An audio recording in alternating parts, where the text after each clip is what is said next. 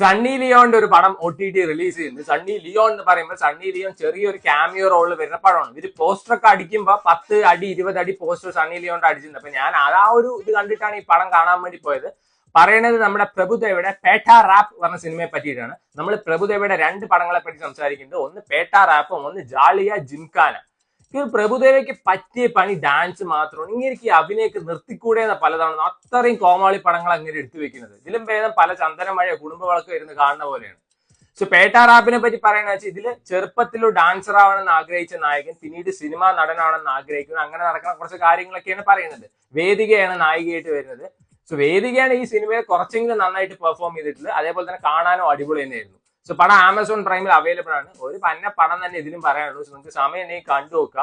ഈ പ്രഭുദേവയുടെ പടത്തിന്റെ ഒരു ഗുണം എന്താ വെച്ചാൽ നമ്മളെ ഉറങ്ങാനും സമ്മതിക്കില്ല. ഈ 2 മിനിറ്റ് കൂടുമ്പോൾ അങ്ങേരെ ഭാഗം ഒരു പാട്ടും ഡാൻസും ഉണ്ടാവും. പാട്ടാന്ന് വെച്ചാൽ കേൾക്കാൻ വല്ല സുഖമുണ്ടോ?